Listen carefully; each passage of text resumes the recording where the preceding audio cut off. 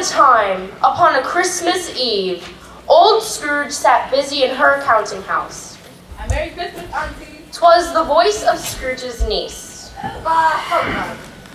Mr. Humbug, Auntie. You don't need that answer. I do. And upon Merry Christmas. If I had my will, every moron who goes about with Merry Christmas on his lips should be boiled with his own pudding. He should. Auntie! Niece, keep Christmas in your own way and let me keep it in mine. You keep it, but you don't keep it. Then let me leave it alone. Much good may it do you, much good has it ever done you. I've always had Christmas as a good time, a kind, forgiving, pleasant, charitable time. And therefore, Uncle, though I haven't put a scrap of gold or silver in my pocket, I believe it has been going to be good. And I thank God bless you. Good afternoon. I'll keep my Christmas humor to the last, so you have a Merry Christmas. Good afternoon. And a Happy New Year. Good afternoon. Her niece left the room without an angry word, but the clerk, in letting Scrooge's niece out, had let someone in. At this justice season of the year, Miss Scrooge, we should make a slight provision for the poor and destitute who suffer greatly at the present time. A few of us are endeavoring to create a fund to provide the course of meat, drink, and needs more. What should I put you down for? Nothing. You wish to be anonymous? I wish to be left alone. Since you asked me what I wish for, that is my answer. I do not make merry myself at Christmas, and I can't afford to make idle people merry.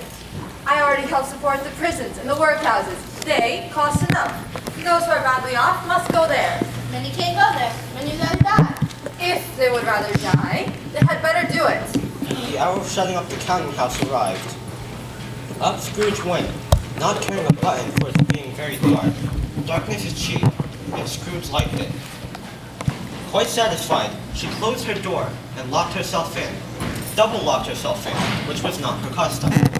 Thus secured against surprise, she put on her dressing gown and slippers and her nightcap and sat down before the very low fire to take her gruel.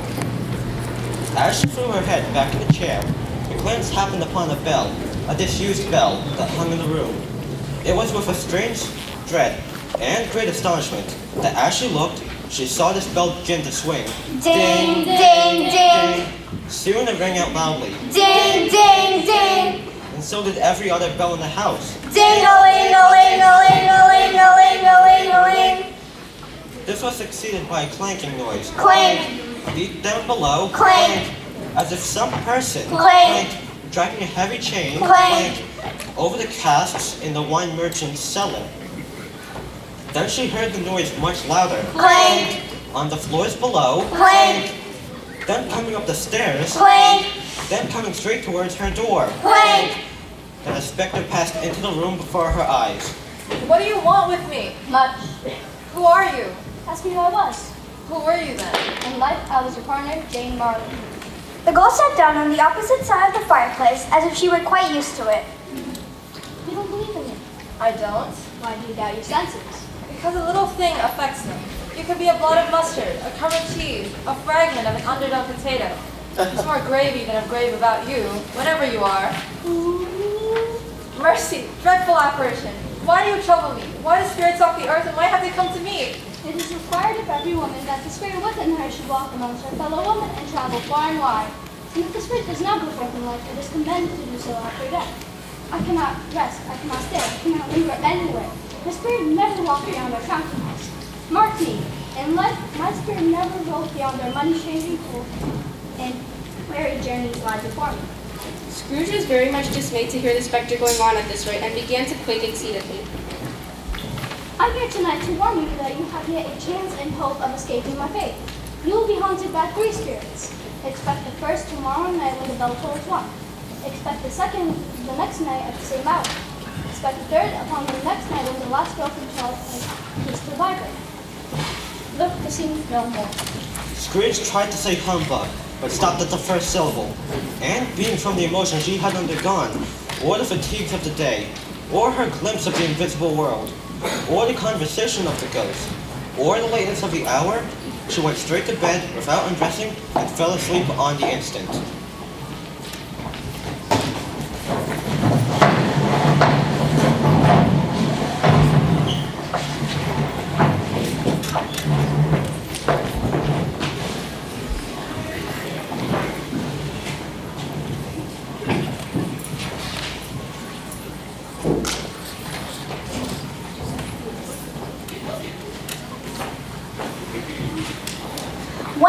Scrooge awoke, the church clock told a deep, dull, hollow, melancholy bong one.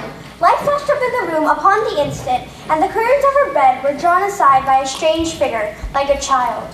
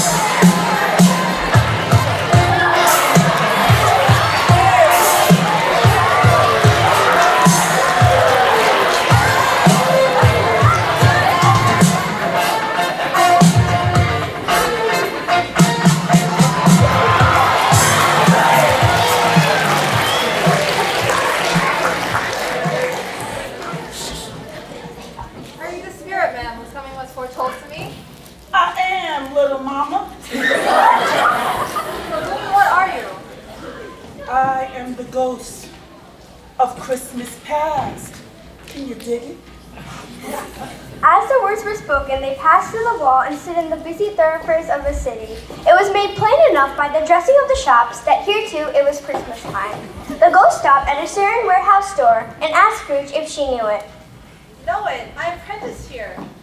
They went in at the sight of an old lady wearing a Welsh wig, sitting behind such a high desk that if she had been 2 inches taller, she would have knocked her head against the ceiling.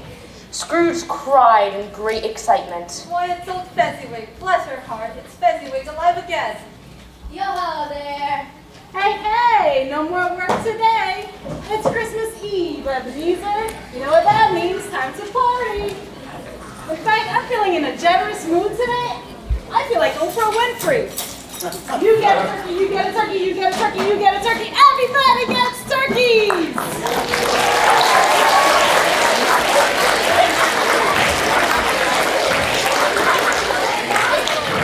Clear away. There was nothing they wouldn't have cleared away or couldn't have cleared away with old Fezziwig looking on.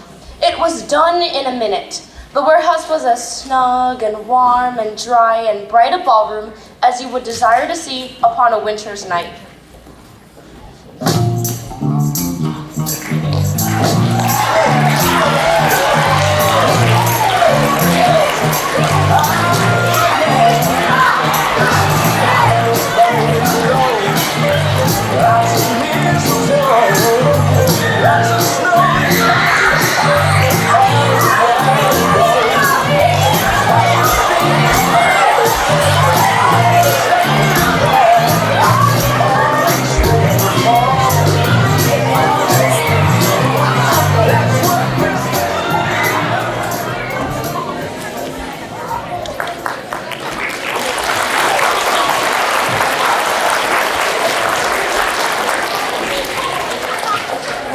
When the clock struck 11, this ball broke up. Miss Fezziwig, shaking hands with every person as he or she went out, wished him or her a happy holiday. A small matter to make these silly jive time turkeys so full of gratitude. He has spent but a few of your dollars, maybe 5 perhaps. Is that so much that he deserves this gratitude? It isn't that, Spirit. He has the power to render us happy or unhappy, make our service a pleasure or a toil. Say that his power lies in words or in looks, in things impossible to add and count him up. What then? The happiness he gives is quite as great as if it cost a fortune. Spirit, remove you from this place, haunt me no longer. As she struggled with the spirit, she was conscious of being exhausted and overcome by an irresistible drowsiness, and further of being in her own bedroom. She had barely time to reel to bed before she sank into a heavy sleep.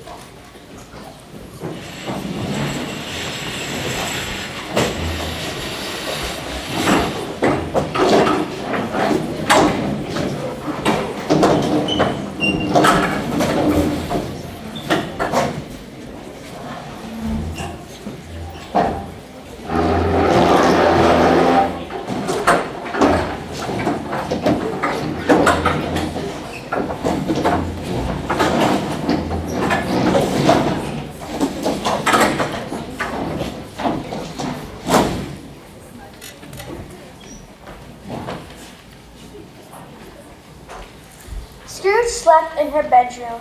The walls and ceiling were so hung with living green that it looked a perfect grove. The leaves of holly, mistletoe, and ivy reflected back the light in such a mighty blaze roaring up the chimney. Heaped upon the floor to form a kind of throne were turkeys, geese, great trains of meat, pigs, long rows of sausages, mince pies, plum puddings, barrels of oysters, red-hot chestnuts, cherry-cheeked apples, juicy oranges, luscious pears, great bowls of punch, and immense 12 cakes. Upon this couch there sat a giant glorious to see, who bore a glowing torch.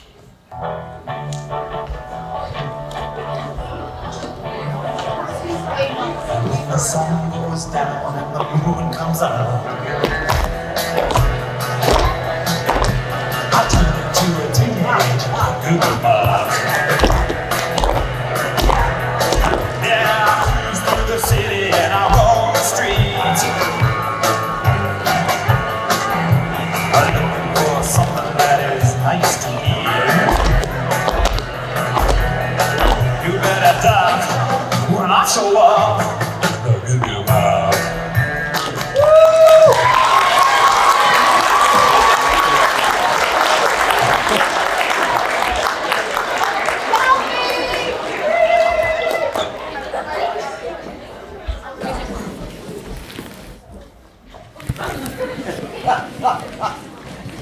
I am the ghost of Christmas present. Have you ever seen the likes of me before? Follow me on TikTok. I only have about 2,000 followers. Make sure you hit like and follow. Come with me. Touch my robe. Scrooge did as she was told and held it fast. They moved through the walls and stood in the city streets upon a snowy Christmas morning. Scrooge and the ghost passed on, invisible, straight to Scrooge's clerks, and on the threshold of the door the spirit smiled. He stopped to bless Bob Cratchit's dwelling with the sprinklings of her torch. Then uprose Mrs. Cratchit. Whether was gone, your precious father and your brother, Tiny Tim.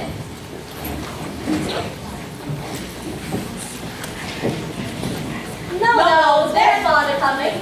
Cried the two young Cratchits who were everywhere at once. In came Bob, the father, his threadbare clothes started up and brushed to look seasonable, and Tiny Tim upon his shoulder. Alas for Tiny Tim, he bore a little crutch and had his limbs supported by an iron frame. How did Tiny Tim behave? As good as golden better. Somehow he gets stopped, sitting by himself so much, he thinks the strangest things you've ever heard. He told me, coming home, that he hoped the people in church had seen him, because he was a cripple. And it might be pleasant to them to remember, upon Christmas Day, who it was that made lame beggars walk and blind men see. Master Peter and the two young Cratchits went to fetch the goose, which they soon returned in high procession. Mrs. Cratchit made the gravy ready beforehand in a little saucepan, hissing hot. Master Peter mashed the potatoes with incredible vigor. Miss Belinda sweetened up the applesauce. Martha dusted the hot plates. Bob took Tiny Tim beside him in a tiny corner at the table. The two young Cratchits set chairs for everybody, not forgetting themselves, and crams filled into their mouth, lest they should shriek for goose before their turn came to be helped. At last the dishes were set on and grace was said. It was succeeded by a breathless pause, as Mrs. Cratchit, looking slowly all along the carving knife, prepared to plunge it into the bird. But when she did, and when the long-expected gush of stuffing issued forth, one murmur of delight arose round the board, and even Tiny Tim, excited by two young Cratchits, beat the table with the handle of his knife and feebly cried, "Hurrah!" Mrs. Cratchit entered, smiling proudly with the pudding, like a speckled cannonball, so hard and firm, blazing in half of a quartern of ignited brandy, and bedite with Christmas holly stuck into the top. Oh, what wonderful pudding!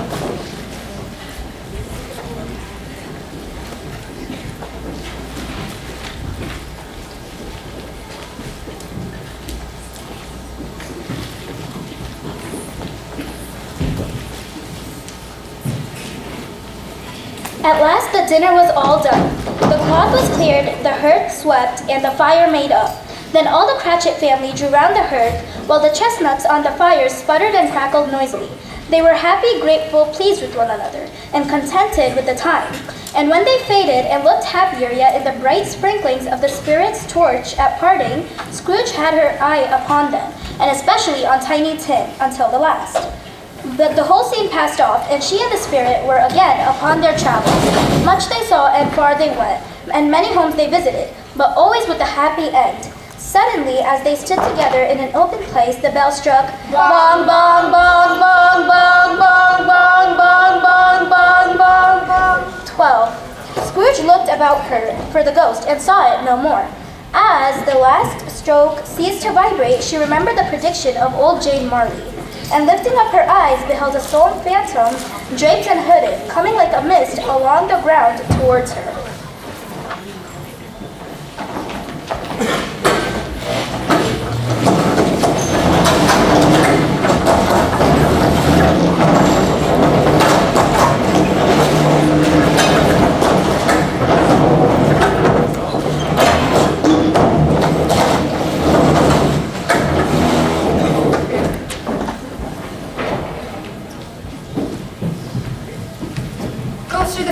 I fear you more than any spectre I've ever seen. Will you not speak to me?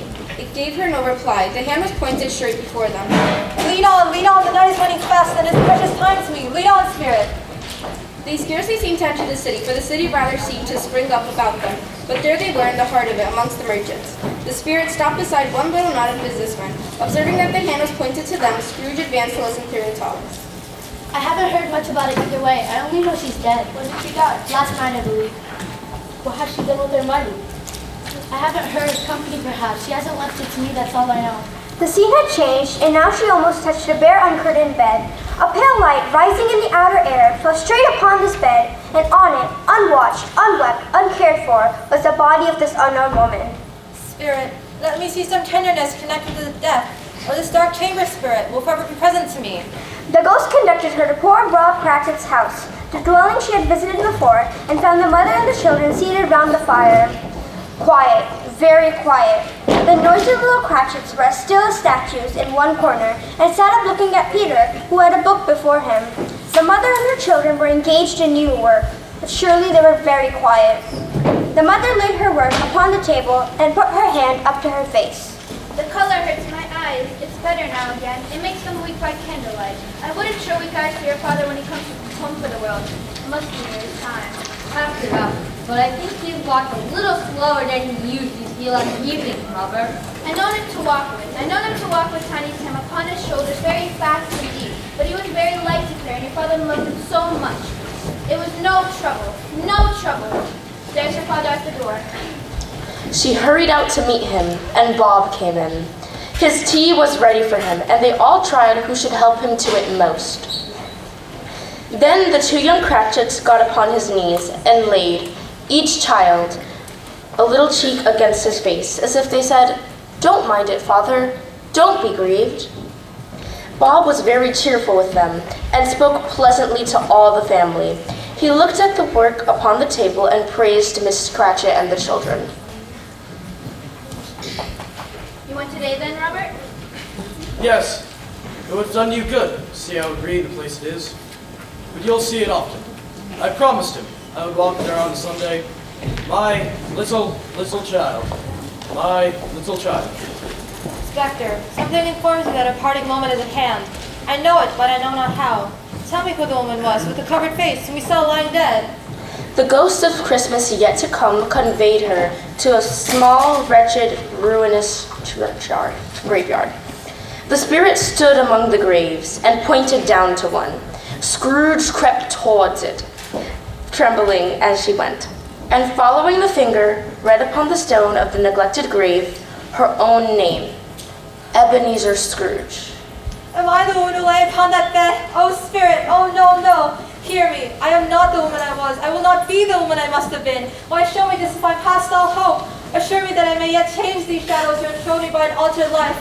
I will honor Christmas in my heart and try to keep it all year. Well, tell me how I sponge away the writing on this stone. Holding up his hands in one last prayer to have her fate reversed, she saw an alteration in the phantom's hidden dress. It shrunk, collapsed, and dwindled down into a bedpost. Yes, and the bedpost was her own. The bed was her own. The room was her own. Best and happiest of all, the time before her was her own, to make amends in. She was checked in her transports by the ringing out of the lustiest peal she had ever heard. Bonga, bonga, bonga, bonga, bonga, bonga, bonga. Running to the window, she opened it and put her head out. No fog, no mist, no night. Clear, bright, stirring golden day. What's today? Huh? What's today, young lady? Why today? Today's Christmas Day. It's Christmas Day. I haven't missed it. Hello. Hello. Do you know the posters in the street but one at the corner? I should hope I did. An intelligent girl, a remarkable girl. Do you know whether they sold the prize turkey that was hanging up there? Not the little prize turkey, the big one. What, the one as big as me? What a delightful girl. It's a pleasure to talk to her. Yes. It's still hanging there now. Is it? Go and buy it. Walk? No, I'm in earnest. Go and buy it and tell it to bring it back here so that I may give them direction as to where to take it to. Come back with the man and I'll give you a shilling. Come back with the man in less than 5 minutes, I'll give you half a crown. The girl was off like a shot. I'll send it to Bob Cratchit. He shall know who sends it. It's twice the size of Tiny Tim. Scrooge dressed herself all in her best and at last got out into the streets. The people were by this time pouring forth as she had seen them with the ghost of Christmas present. And walking with her hands behind her, Scrooge regarded everyone with a delightful smile. She looked so irresistibly pleasant, in a word, that 3 or 4 good-humored fellows said, A Merry Christmas to you.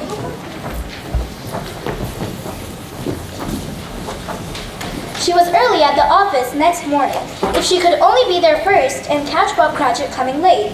The clock struck 9. No Bob. 1/4 past. No Bob. Bob was a full 18½ minutes behind his time. Bob's hat was off before he opened the door. He was on his stool in a jiffy, driving away with his pen, as if he were trying to overtake 9 o'clock. Hello, what do you mean by coming here at this time of day? I'm sorry, ma'am. I am behind my time. You are. Yes, I think you are. Step this way, if you please. Now, I will tell you what, my friend. I will not stand for this sort of thing any longer. And therefore, I'm going to raise your salary. Bob trembled. A Merry Christmas, Bob. A merrier Christmas, Bob, than I've given you in many a year. I will raise your salary and endeavor to assist your struggling family. Scrooge was better than her word. She did it all and infinitely more. And to Tiny Tim, who did not die, she became a second mother. She became as good a master, as good a friend, as good a woman as the good old city knew, or any other good old city, town, or borough in the good old world.